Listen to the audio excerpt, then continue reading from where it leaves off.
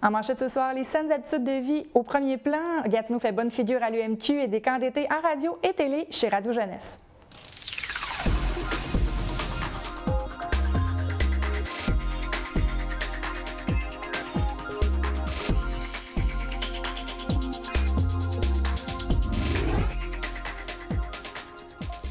Bonsoir, mon nom est Josiane Hardy et bienvenue à cette édition d'InfoMag. On débute en sport. Le bulletin d'aujourd'hui, malgré une météo chancelante vendredi dernier, c'est environ 1000 jeunes du primaire qui ont accueilli la trentaine de cyclistes lors de la grande tournée des écoles. Les élèves des écoles du Boisé, Monseigneur Charbonneau, Saint-Laurent et Saint-Michel ont performé sur la danse Wix pour encourager les cyclistes présents qui, eux, étaient sur place pour faire la promotion des saines habitudes de vie. Des reconnaissances ont été remises autant des enseignants que des élèves de chaque école qui se font un devoir de mettre les saines habitudes de vie en premier plan, et ce, chaque jour. L'idée de cette grande tournée des écoles a été initiée par l'enseignant en éducation physique Frédéric Ménard. M. Ménard est le délégué de la CSCV pour parcourir le 1000 km du Grand Défi Pierre-Lavoie au mois de juin prochain. Voici ses commentaires après avoir vu tous ces jeunes qui dansaient énergiquement. Bien, c'est certain que pour nous, ça nous donne beaucoup d'énergie. C'est certain que moi, ça va me motiver pour mon entraînement d'ici au Grand Défi, ça c'est évident. C'est une grande fierté. Les membres du personnel dans les écoles et les membres de la direction font un travail incroyable. C'est important de le souligner aussi. Il y a des beaux projets dans les écoles. Il faut le souligner. Donc, c'est certain que c'est une grande fierté. Dans la commission scolaire au Cœur des Vallées, il y a des beaux projets. Ça bouge. Aujourd'hui, c'est une journée qui est dédiée aux saines habitudes de vie. C'est une journée où est-ce qu'on souligne le travail des acteurs directement dans le milieu. Puis, quoi de plus représentatif que nous-mêmes faire de l'activité physique pour aller rejoindre les élèves directement dans leurs écoles puis leur donner ce message-là. Malgré un horaire chargé, c'est un total de 97 km de vélo qui aura été pédalé lors de cette journée. M. Ménard tenait à souligner, oui, les bons coups en saines habitudes de vie, mais également passer un message positif pour les jeunes, comme il l'indique dans ses commentaires. Aujourd'hui, le message est très, très simple. On veut dire aux jeunes qu'on est fiers d'eux. Puis ce qu'ils font, c'est bien, c'est beau, puis qu'il faut continuer. Il faut intégrer les saines habitudes de vie au quotidien, à l'école, mais aussi à la maison. Avec la famille, avec les parents, il faut bouger plus, il faut manger mieux. Il faut que ça devienne quelque chose de quotidien. Puis on doit vraiment intégrer ça dans notre routine. Les saines habitudes de vie, c'est actuel. Et puis c'est un message aujourd'hui de félicitations qu'on envoie aux élèves. Je vous en parle depuis quelques temps déjà. L'événement Carte blanche, créé par la Société d'aide au développement de la collectivité, la SADC de Papineau, et par le regroupement des gens d'affaires de la Basse-Lièvre, continue de faire des progrès. Je vous rappelle que Carte blanche est un processus dans lequel la population doit se prononcer sur le type de commerce qu'elle verrait dans le local vacant situé au 529 avenue de Buckingham.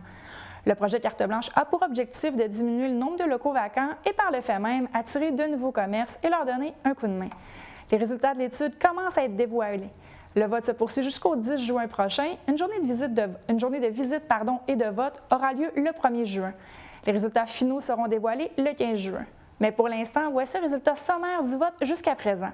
L'onglet Café et restauration est en avance avec 118 votes. En seconde place, avec 71 votes, les gens désirent voir un magasin d'alimentation. Et vient en dernier lieu un magasin de mode et d'accessoires avec 60 votes. Encore une fois, vous avez jusqu'au 10 juin pour voter à l'adresse www.notrechoix.ca. Municipal maintenant, la Ville de Gatineau a reçu 2 prix mérite Ovation municipale cette fin de semaine dans le cadre des assises annuelles de l'Union des municipalités du Québec, l'UMQ. La Ville de Gatineau a été récompensée dans la catégorie Transport, Mobilité et Voirie pour son projet de réparation de nid de poule. Grâce à ce projet, on a pu remarquer une diminution des requêtes de 79 % en 2015 par rapport à 2014. Grâce aux outils créés par l'équipe des travaux publics, la réparation des nids de poules se fait de façon corrective et préventive. Un rapport a été conçu de façon à positionner les requêtes selon les coordonnées géographiques au lieu des dates d'entrée. On positionne ensuite les différentes requêtes sur une carte et selon la proximité, on maximise ainsi le travail des employés. La fréquence et le positionnement des requêtes permettent ainsi aux employés d'agir de manière préventive. Le second projet en nomination pour Gatineau, soit le projet de politique d'habitation, a remporté un mérite Ovation municipale dans la catégorie Développement social. Adoptée en 2006, la politique d'habitation de Gatineau est une réponse concertée aux problèmes complexes en matière d'habitation. Depuis 2006, 1900 ménages ont bénéficié de diverses mesures d'aide au logement. C'est sous la présidence d'honneur de M. Alain Houd, pharmacien propriétaire de Jean Coutu à Buckingham, que se tiendra la 50e édition du Gala sportif et culturel des Chevaliers de Colomb le 20 juin prochain. Au courant des 2 dernières semaines, je vous mentionnais les nominations régulières, mais pour cette édition spéciale, des prix seront remis parmi 3 nominations des récipiendaires de ces trophées durant les 50 dernières années. Donc, pour le trophée personnalité, les nommés sont Edna Charette, Norm Macmillan et André Soucy.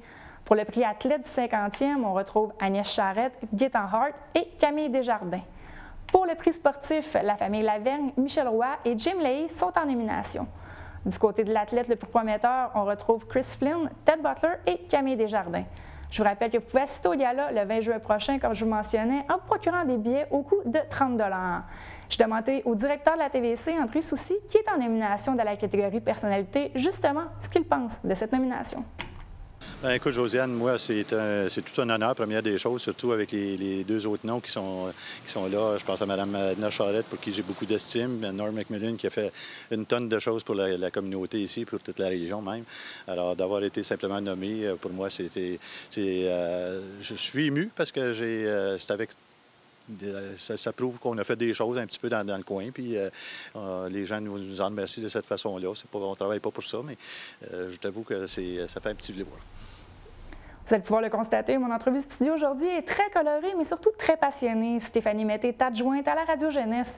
Cette radio œuvre sur la fréquence AM et est pour les jeunes. Une nouveauté cette année, les camps de jour télé et radiophoniques.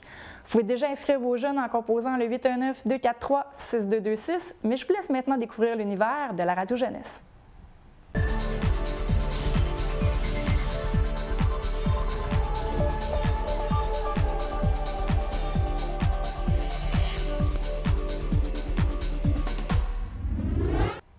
Avec Mme Stéphanie Mété, qui est adjointe à la Radio Jeunesse. Bonsoir. Allô, Josiane. Et là, pour ceux qui ne connaîtraient pas, qu'est-ce que la Radio Jeunesse?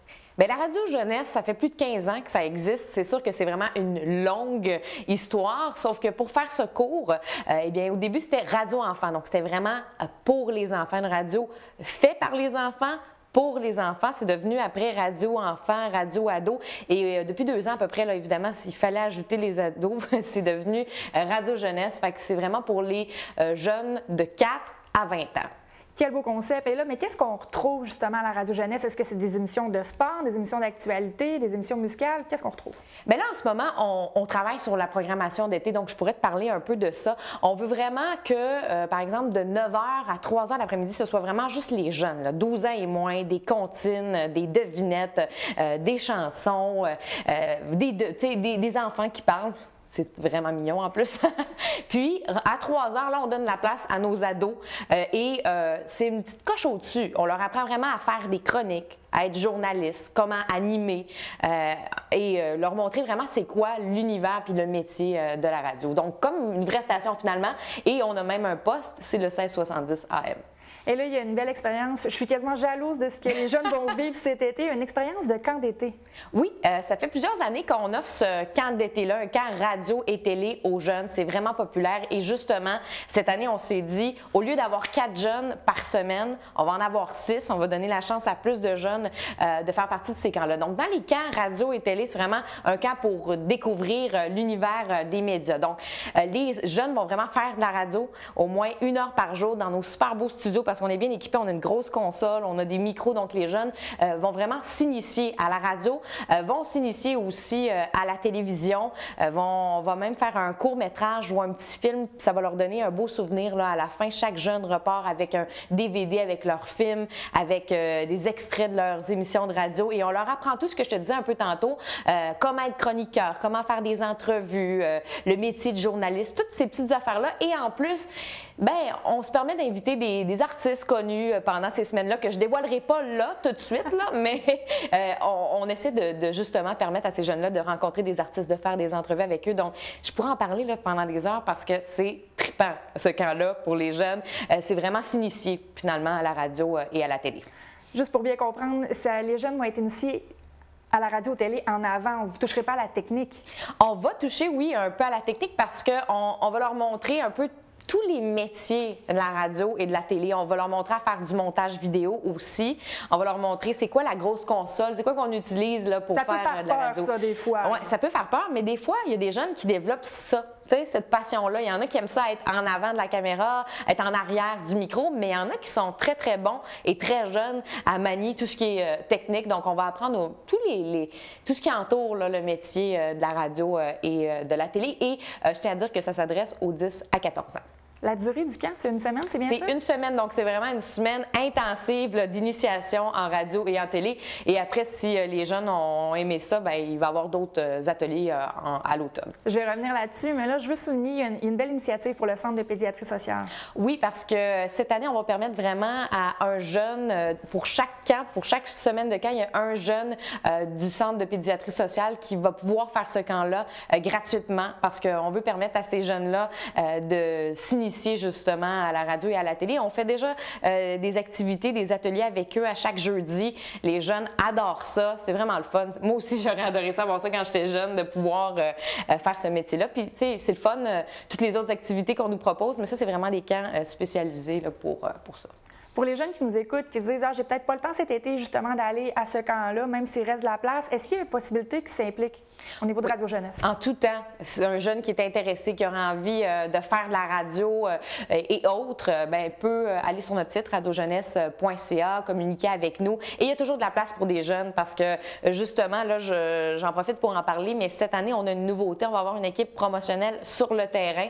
Donc, on va inviter là, les jeunes à venir avec nous dans les festivals, dans les événements, parler de Radio Jeunesse au public, aux gens qui seront là. Et bien, on va faire des jeux avec... puis ça va être bien, bien le fun. Donc, oui, il y a possibilité de s'impliquer en tout temps, soit dans la promotion, soit dans les animations de radio et des ateliers si on en a à l'année. Il faut juste surveiller notre site Internet, puis tout ça. Les camps d'été sont pour les 10 à 14 ans, mais si les jeunes ont plus que 14 ans, il n'y a pas de problème. Là. Il n'y a pas de problème. Comme je disais, les plus vieux vont pouvoir faire partie de l'équipe promotionnelle. Et sinon, on est en recrutement pour les émissions de radio. S'il y a des jeunes qui ont des idées d'émissions, ils peuvent nous envoyer ça. En ce moment, on est en train de bâtir la programmation d'été. Puis comme je te disais tout à l'heure, bon, de 9 à 3 heures l'après-midi, ça va être vraiment les enfants, les comptines, les devinettes. Mais à partir de 3 heures, là, ça va être notre programmation ado. Puis, on a de la place là, pour des émissions entre 3h et 21h le soir. Donc, vous avez des idées, ça vous tente, eh bien, gênez-vous pas. Puis, si vous vous dites, ouais, mais j'en ai jamais fait, moi, de radio, je sais pas trop si je serais prête à proposer un show, bien, c'est pas grave parce que moi, je vais offrir une formation. Puis, on est là pour offrir des formations avant, aux jeunes, avant de les envoyer tout de suite en ondes. On les envoie pas dans la gueule du lion, comme on dit. C'est ça. Vous êtes passionné, ça paraît depuis le début de l'entrevue. Oui. Qu'est-ce que vous aimeriez dire aux jeunes, justement, pour leur transmettre votre passion? Hey, venez au moins l'essayer, là. Bien, je dirais ça. Premièrement, venez au moins l'essayer. Mais je pense que c'est des choses qu'on sait à l'intérieur de nous. Là, moi, quand j'étais jeune, je faisais semblant de faire de la radio chez nous. Mon père avait une caméra, je me filmais. Je me prenais pour Véronique Cloutier. C'était vraiment mon idole. Donc, c'est vraiment ça. Mais je pense que les jeunes le savent. Quand vous voyez que vos jeunes sont intéressés, regardent la télé, écoutent la radio, ou ceux qui parlent beaucoup. Hein? Ça, c'est vraiment un bon signe. C'est un bon point, ça. Donc, je pense, venez l'essayer. C'est pas pire que d'essayer de faire de la danse ou du soccer. C'est une autre activité. Faire de la radio puis de la télé, c'est vraiment trippant. Vous allez aimer ça, c'est sûr. On s'inscrit via le site Internet? Radiojeunesse.ca. Sur notre site, il y a l'affiche du camp. Donc, on peut s'inscrire en ligne en cliquant sur l'affiche. Donc, c'est la meilleure manière de faire. Stéphanie, merci beaucoup. Merci à toi.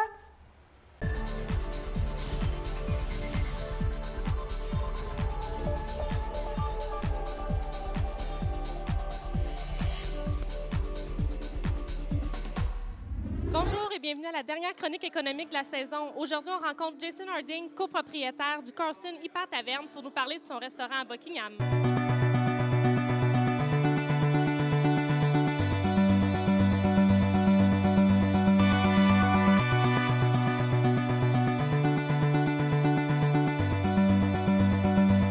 Je te dirais qu'on a un petit peu un restaurant de niche. On fait strictement des burgers, comme vous savez, on a quand même des entrées.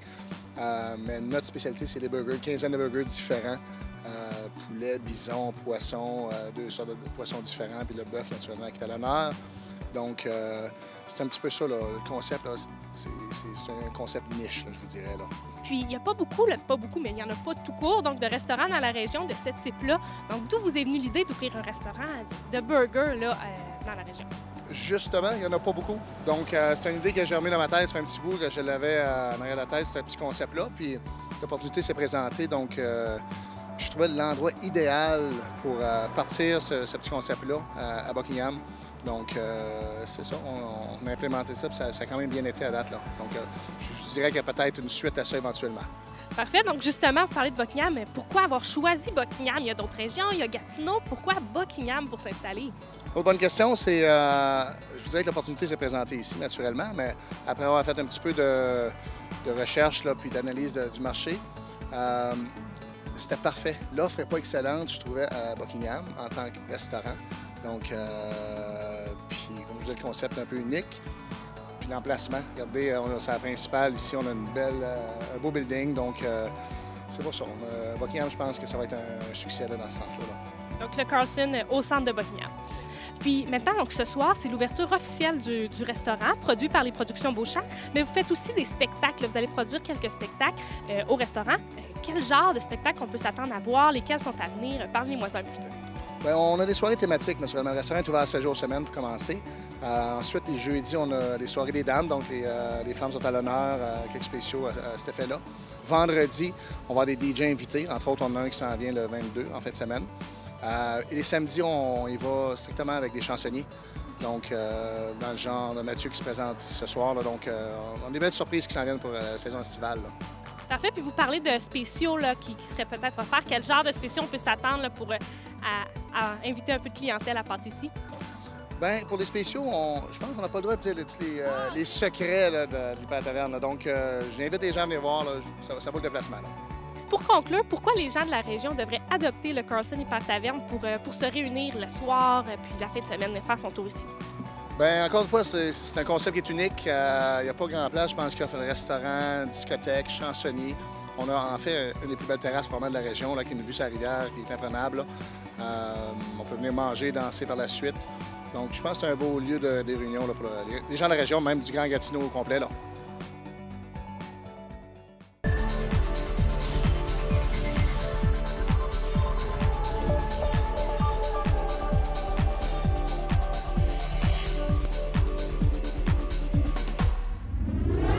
L'heure du culturel avec Jessie, mais juste avant, une nouvelle de dernière minute, la Case des Jardins Cœur des Vallées, un nouveau directeur général en la personne de M. Philippe Harkins, qui est directeur général de la Caisse de la Petite Nation. M. Harkins vient avec un bagage quand même assez impressionnant, soit 10 ans au sein du mouvement des Jardins et quelques 25 ans au sein de d'autres institutions financières. Je vous invite à suivre la page Internet de la TVC, la page Facebook demain pour avoir plus d'informations sur ce sujet. Et là, c'est vrai, on commence le culturel. Jessie, bonsoir. Bonsoir. Et là, il y a une pièce de théâtre qui va être présentée la semaine prochaine. Oui, le théâtre Estacade présente une comédie policière qui s'appelle Visa pour l'éternité. Ça se déroule au centre de service de Buckingham du 5 au 14 juin. Et c'est une comédie policière qui promet. En fait, ça se déroule dans un manoir où vivent des assassins et des fantômes. Et les fantômes doivent trouver qui est leur meurtrier pour avoir droit à leur visa pour l'éternité. Et donc, ça fait des mises en scène assez comiques parce que les fantômes voient les êtres vivants dans la maison, mais pas le contraire. Donc, les fantômes s'en donnent à cœur joie pour faire des mauvais tours. Et c'est une pièce qui a été écrite par Paul et Sylvie Lemay en 1980, qui a été adaptée par François Bastien. C'est une mise en scène de Francis Leblanc. Et c'est pour toute la famille. C'est vraiment une comédie policière adaptée pour même les enfants. Et c'est le prix de 17 $. Les billets sont vendus à la librairie Rosemary et on retrouve 13 comédiens sur scène. Donc, une belle sortie pour la semaine prochaine. Belle sortie en famille. Et là, on est rendu à combien de jours avant Buckingham en fête? 44, Josiane! Ça s'en vient, Buckingham totalement renouvelé. Une nouvelle programmation un peu éclatée. Ça commence jeudi avec Caïn qui vient de sortir l'extrait à la bonne franquette. Et on le rappelle, le Buckingham en fête se déroule du 9 au 12 juillet. Après Caïn, on y va avec Bad Atcan qui met 7 musiciens en scène. Et le vendredi, c'est les bébés, on en a parlé la semaine dernière. J'ai eu la chance d'interviewer Patrick Bourgeois qui a très hâte de revenir en Outaouais pour fêter ses 25 ans. Il sera accompagné sur scène de Nadja, Antoine Gratton, Véronique Laveau, Blé, Elisabeth Blouin-Brathwaite et son fils Ludovic qui fait partie du groupe d'un groupe anglophone et qui était d'ailleurs à New York la semaine dernière pour vanter le groupe. Et donc, ça s'appelle You and I. Et le principe est simple, les bébés vont interpréter une chanson, une de leurs propres chansons avec l'artiste et ensuite ils vont chanter une chanson de l'artiste. Donc, une soirée qui promet et ça sera suivi ensuite de Alpha Rococo. Pour ce qui est du samedi, on va danser au sud du son de l'Afrique avec le groupe Tae Fanga. En fait, c'est une première pour Bokiam en fête. Il s'agit d'un spectacle avec côte levée au menu. Et donc, il y aura des ateliers de danse avant et après, on pourra digérer et danser ce qu'on a appris dans la soirée. Et cette année, une programmation axée très sur la famille. Donc, on retrouve les petites tounes et cailloux aussi à l'affiche. Ça se déroule, les spectacles, sous un chapiteau. On veut être certain que le mauvais temps n'affecte pas la tenue des activités. Également, le dimanche, pas de spectacle. On donne une pause aux festivaliers ainsi qu'aux bénévoles. Et cette année, c'est vraiment tout Bokiam qui va vibrer au son de Boc en fête, car Gatineau en or, un festival d'art visuel, va se dérouler sur le site de l'église Saint-Grégoire de Nazianze. Une cinquantaine d'artistes seront présents sous la présidence d'honneur de Vla David Huard, qui est un artiste de facettes, qui est d'ailleurs à Montréal ces temps-ci dans une galerie. Et donc, les gens seront invités à participer, à découvrir leur talent artistique. 24 chevalets seront mis à leur disposition. Il y aura des ateliers de graffiti, une murale collective. Et tout ça se déroule dans le cadre du 75e anniversaire de la paroisse. Donc, un Bokiam en fête qui s'en vient dans 44 jours. Excellent. Et là, Festival Country de l'Ange Gardien maintenant. Bien oui, on change totalement de son. On y va avec le country. Ça se déroule au même moment, dans le fond, du 8 au 12 juillet au Ranch à Charlie. L'année passée, 900 personnes avaient assisté à ce festival. On s'attend à la même chose cette année. 250 caravanes également. 30 artistes pendant ce week-end vont interpréter leurs chansons, dont une ancienne de Star Academy, Annie Blanchard, qui a été connue grâce à sa chanson Évangéline. Et elle a lancé son album cette année, en 2014, dans le fond, un lancement éponyme, donc album qui s'appelle Annie Blanchard. On ne peut entendre ses extraits Place à l'amour et Je dirai je t'aime. Elle a fait son premier spectacle lors du Festival Western de Saint-Tite, qui est quand même pas rien. Et son album a été en nomination au gala à l'autre gala de la disque comme album country de l'année. Et elle sera donc à l'Ange Gardien cet été. Et ce festival ouvrira avec un défilé de mode qui chante country chic, qui sera animé par Linda Knight et Paul Wolf. Et 15 à 20 artistes invités vont y participer.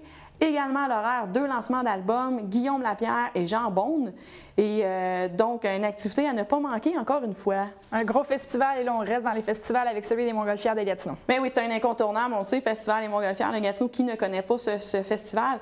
Ça se déroule du 3 au 7 septembre avec 300 spectacles à l'horaire. Cette année, les organisateurs sont allés avec des soirées plus thématiques.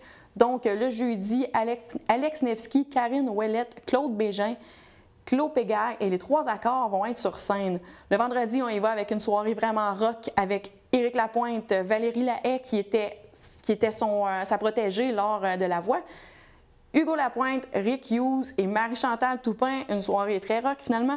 Le samedi, on se lance dans l'humour avec Peter McLeod, François Mascotte, Réal Bellan, Mariana Maza et Martin Vachon. Le dimanche, on revient au country. Gilda Roy, Edith Butler, Maxime Landry, Paul Darèche et Patrick Groux. Et le lundi, soirée nostalgique, je suis certaine que plusieurs personnes vont se rappeler des souvenirs avec la présence des Vilains Pingouins, les Frères à Cheval, Noir Silence, les Respectables et Zibulon. Et pour ce qui est des scènes familiales et Hydro-Québec, bien, les artistes seront annoncés plus tard. Bon, évidemment, il y a toujours l'envolée des Montgolfières aussi qui est très impressionnant. Pour avoir plus d'informations, c'est montgolfières.gatineau.com. Excellent. Et là, un autre festival, le Festival Folk d'Elmer. Oui, ça se déroule, tu viens de le dire, à Elmer, aux Galeries d'Elmer. Et c'est 5 spectacles, en fait, qui vont se dérouler du 5 au 7 juin. On va retrouver également des ateliers et des exposants. Plusieurs artistes à l'affiche, Chris McLean, auteur, compositeur, interprète, Tommy Gauthier, Antoine Dufour. On a André Varin aussi, qui est bien connu ici à Bokiam, chanteur de Chakidor, entre autres. Il sera là également. Luce Dufault aussi, très connu également. Franck Vignola, Vinny Raniolo, Mark Peterson, les Malpris aussi, qui est un groupe connu en Outaouais. Le trio Barbecue, Yves Marchand, Craig Kelly, et ça, c'en est que quelques-uns. Pour avoir toute la description puis avoir vraiment plus de détails sur ce festival, il faut visiter le ffga.ca. Excellent. Et là, un autre style de festival là, avec le Rockfest. Tout à fait, c'est un autre incontournable. Plusieurs personnes l'attendent, ça s'en vient. Montebello se prépare. Montebello, qui est un petit village pas loin de Bocam, de 900 âmes, qui attend des milliers et milliers. C'est beaucoup de festivaliers. Les rues, en fait, la municipalité est méconnaissable. Elle est envahie de fans de métal. Une centaine de groupes vont jouer à la marina de Montebello sur plusieurs scènes, dont System of a Down, Linkin Park, Offspring, Snoop Dogg. Et cette année, on s'attend à vraiment beaucoup de surprises parce que c'est le 10e anniversaire. Je suis convaincue que le promoteur Alex Martel va en donner tout un spectacle cette année. Il va donner le paquet pour ses festivaliers. Il y a des cartes de cachet dans sa manche, j'en suis certaine également. Je suis convaincue. Et là, on revient au Western, Saint-André-Avelin. Oui. Festival Western qui se déroule du 17 au 26 juillet, qui est aussi un incontournable. Ça se déroule à Saint-André-Avelin. Cette année, c'est le 15e anniversaire, donc encore une fois, on met le paquet. Jean-Marc Parent, Grégory Charles qui sera là, dont Vincent Vallière, Bobby Basini également. Évidemment, c'est le Festival Western, on va retrouver les taureaux et les chevaux sauvages que les cow-boys affronteront. Également, cette année, nouveauté, course extrême de cow-boys, bien hâte de voir. Plusieurs jeux pour enfants, aussi des spectacles pour enfants. Ça se déroule sur 10 jours, donc plusieurs activités à l'horaire. Et c'est un rendez-vous à ne pas manquer. La municipalité va vibrer au son country pendant toute la semaine. Et là, on ne pourra pas dire qu'on va se tourner les pouces cet été avec tous les festivals. Relais pour la vie, ça s'en vient rapidement. Oui, Relais pour la vie, ça se déroule le 12 juin à Bocam. Si je vous en parle, c'est parce qu'il y a un volet culturel important. Crossroad, qui est devenu Syndicate Blues, sera là. Il lance un album bientôt, là, en juin, c'est prévu. Ils présenteront quelques extraits lors de cette soirée. Également, les deux jeunes femmes, les deux adolescentes, Lucie Robichaud et Véronique Pellerin, qui ont fait un concours, un spectacle du talent pour le cancer. Des numéros seront repris. On retrouvera également des prestations des élèves de l'école secondaire Danse Gamelin qui ont participé à secondaire en spectacle. Donc, toutes ces personnes-là seront sur la scène du Relais pour la vie, qu'on rappelle se déroule le 12 juin. C'est pour une bonne cause. Les organisateurs espèrent obtenir le 1 million de dollars amassés au cours des dernières années. Donc, c'est un rendez-vous à ne pas manquer, ça aussi. Excellent. Merci beaucoup, Jessie. C'est notre dernière intervention pour cette saison-ci. Oui. Je te remercie d'avoir été des nôtres. Ça fait plaisir. Ça fait un plaisir. Tout à fait. On se voit à l'automne. On devrait. Excellent, c'est enregistré, on n'a pas le choix. Je vous remercie d'avoir été des nôtres. Je vous rappelle, si vous avez des commentaires, des suggestions, vous pouvez toujours écrire à nouvelles@tvc.qc.ca ou encore par téléphone au 819-281-8250. Vous pouvez toujours visiter la page Facebook de la TVC ou également par le site internet au www.tvc.qc.ca. Donc, je vous remercie beaucoup et on se voit jeudi.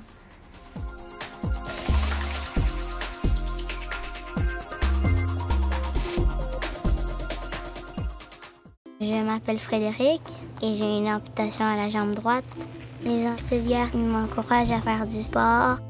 1, ça, 2, ça, demi-tour, 3, 4, ça. Moi, dans la vie, j'ai pas de limite, je peux faire n'importe quoi. Les vainqueurs, c'est quelqu'un comme moi qui ne baisse jamais les bras devant les défis. Yes! Moi, je suis une vainqueur!